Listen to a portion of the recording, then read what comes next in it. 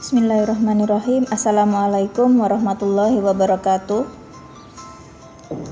Pertemuan kali ini kita akan membahas tentang daerah integral dan lapangan. Video akan saya pecah jadi dua, terkait daerah integral dan terkait lapangan. Tujuan pembelajarannya kali ini adalah mengidentifikasi elemen-elemen dalam ring yang merupakan elemen pembagi nol atau tidak. Kita dapat menganalisa suatu ring memuat elemen pembagi nol atau tidak, sehingga kita bisa memahami definisi terkait daerah integral.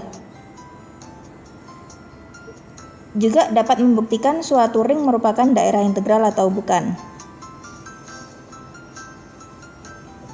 Berikutnya, kita akan memahami definisi lapangan dan membuktikan suatu ring merupakan lapangan atau bukan. Masuk ke definisi pembagi nol. Ring R ya, A di dalam R yang tidak sama dengan 0 disebut elemen pembagi nol kiri jika terdapat B yang tidak sama dengan 0 sehingga A kali B-nya sama dengan elemen 0. Disebut pembagi nol kanan jika B-nya tidak 0, B kali A-nya elemen 0. A bukan pembagi 0 jika setiap B yang tidak sama dengan 0, A kali B-nya tidak sama dengan elemen 0. Dan disebut pembagi 0 jika elemen pembagi 0 kiri juga elemen pembagi 0 kanan. Nah, dengan demikian elemen 0 itu sendiri seringkali disebut sebagai elemen pembagi 0 tak sejati. Perhatikan, saya punya himpunan matriks M, matriks A, B, C, D berukuran 2x2, dilengkapi dengan operasi penjumlahan matriks dan operasi perkalian matriks. Apakah matriks atau koleksi matriks ini memuat pembagi 0? Bisa kita katakan matriks yang bagaimana yang tidak sama dengan 0, sehingga kita bisa menemukan matriks lain yang juga tidak sama dengan 0, tetapi hasil perkaliannya sama dengan matriks 0. Ini 0M ya tadi ya.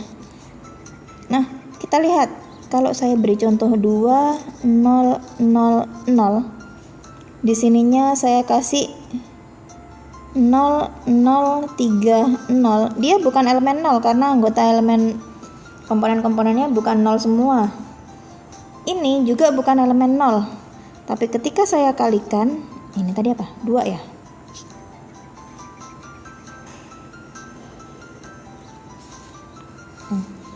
Dua 0 0 0 dikali 0 0 3 0, ketemunya ini kali ini tambah ini kali ini 0, ini kali ini tambah ini kali ini 0, ini kali ini tambah ini kali ini 0, ini kali ini tambah ini kali ini 0. Ketemunya elemen 0. Artinya ini tidak sama dengan 0, ini juga tidak sama dengan 0, tapi hasil perkaliannya jadi sama dengan 0.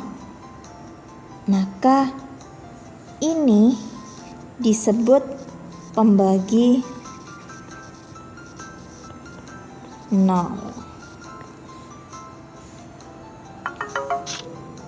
Nah, dari elemen pembagi 0 kita bisa dapatkan teorema berikut ini.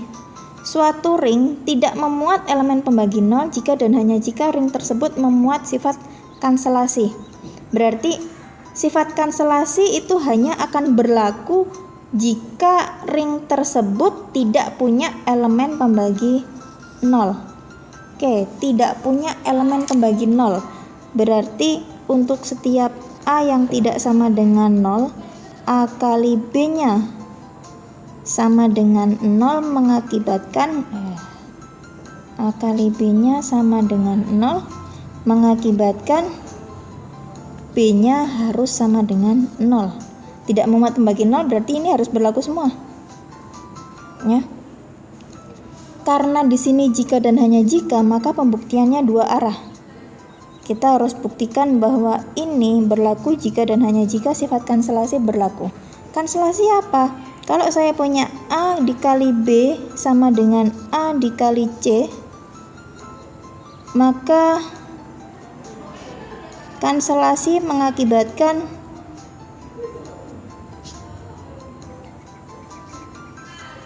B-nya sama dengan C. Nah, dua arah ini kita harus bisa membuktikan jika diketahui ini terbukti benar, jika diketahui ini yang atas terbukti benar. Oke, bukti saya lakukan dua arah. Arah yang pertama, kita akan buktikan dulu kalau saya punya ringnya itu tidak punya elemen 0, berarti yang ini berlaku. Saya akan buktikan bahwa sifat kanselasinya juga berlaku. Oke, perhatikan kalau saya punya A, B, C, anggota ring R di mana AB sama dengan AC, maka kita bisa mengatakan kedua ruasnya saya kurangi AC, kita bisa dapatkan AB dikurangi AC sama dengan 0. Nah, ini distributif bisa berlaku, maka saya bisa dapatkan A dikali B dikurangi C sama dengan 0. Nah, A-nya tidak 0.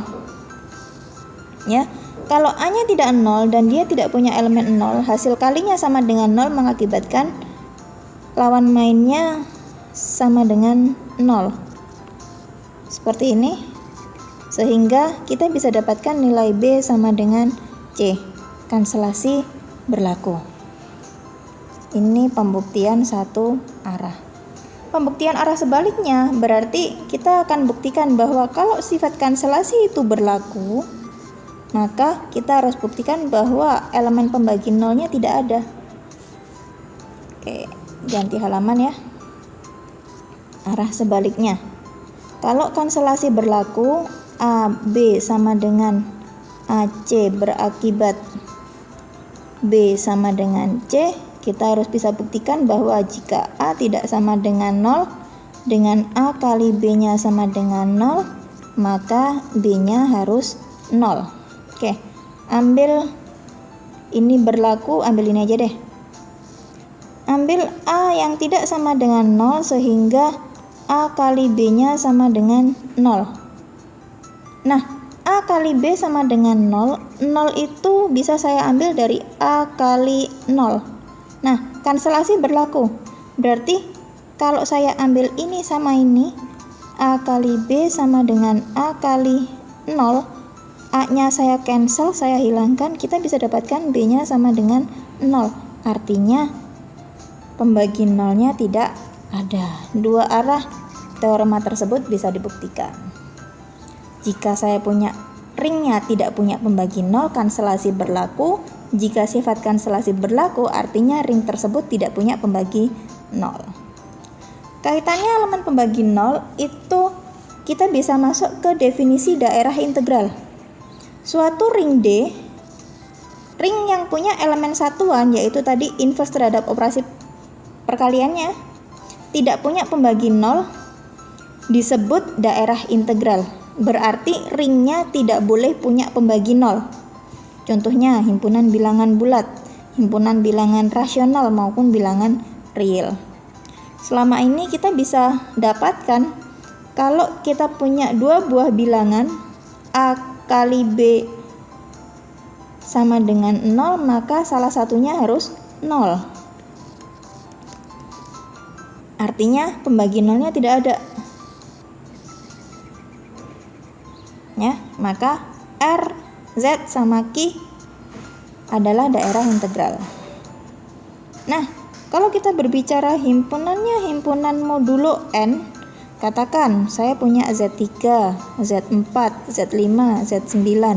Apakah semuanya merupakan elemen pembagi nol atau apakah semuanya merupakan daerah integral? Belum tentu. Dapat dibuktikan bahwa Z3 dan Z5 merupakan daerah integral, sedangkan Z4 dan Z9 bukan daerah integral. Coba ya, silahkan diselidiki.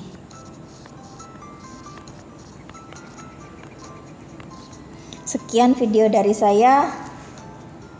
Saya akhiri dulu, kita sambung ke video berikutnya. Assalamualaikum warahmatullahi wabarakatuh.